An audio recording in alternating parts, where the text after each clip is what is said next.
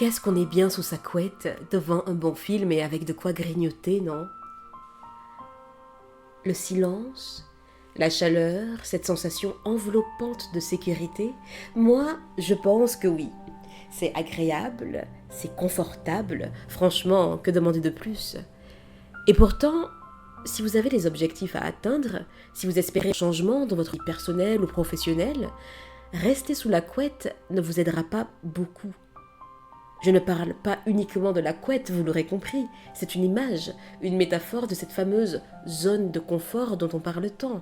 Cet espace doux, connu, prévisible, où rien de bien terrible ne peut arriver, mais où souvent rien de grand non plus.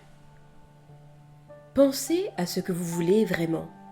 Un nouveau travail, lancer un projet qui vous tient à cœur, rencontrer quelqu'un, construire une relation, élargir votre cercle social, reprendre confiance en vous, transformer votre quotidien, que sais-je encore.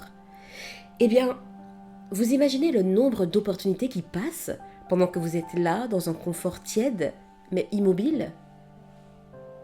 Le poste que vous convoitez se libère, mais vous ne le savez pas parce que vous n'avez pas pris le risque de vous rendre à cette fameuse soirée professionnelle.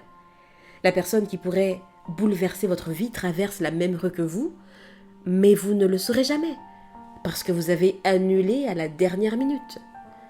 Un client attend exactement ce que vous proposez, mais il n'aura jamais l'occasion de vous entendre en parler. Encore une fois, il ne s'agit pas de tout envoyer valser au nom de sortir de sa zone de confort. La zone de confort a aussi ses vertus. Elle est nécessaire, elle permet de récupérer, de respirer, de se stabiliser. La vie ne peut pas être une lutte constante.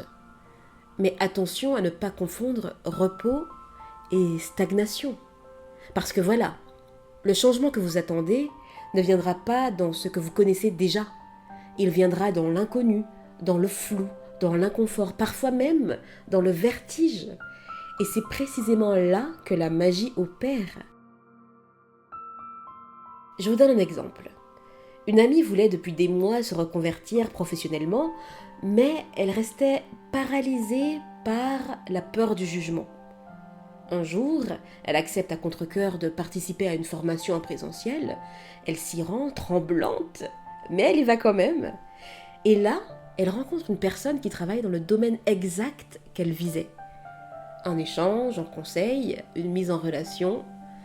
3 mois plus tard, elle signait son nouveau contrat. Est-ce que c'était confortable pour elle? Ce jour-là précisément? Pas du tout. Mais c'était nécessaire.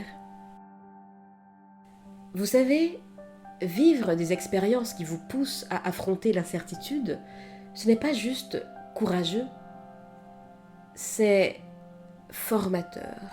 C'est ce qui développe une vraie confiance en vous, pas une confiance théorique ou fragile, mais une confiance testée, approuvée et renforcée par la réalité.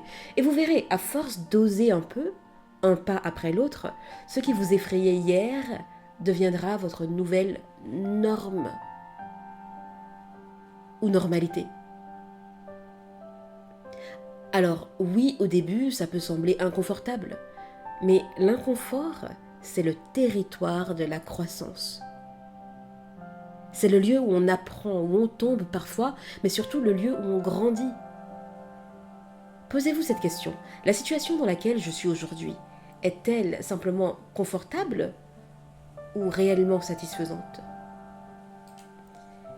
Si la réponse penche du côté du tiède, peut-être qu'il est temps d'oser faire un pas de côté, un tout petit, tout petit. Sortir 1 heure plus tôt, répondre à ce message, accepter cette invitation, proposer cette idée, prendre la parole, s'exposer un peu plus.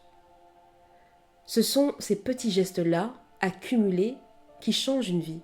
Alors, cher ami, prêt à sortir symboliquement ou littéralement de sous votre couette? Prêt à faire ce petit pas de côté, ce pas vers vous-même, vers votre avenir? Je vous dis à bientôt et d'ici là, imposez-vous.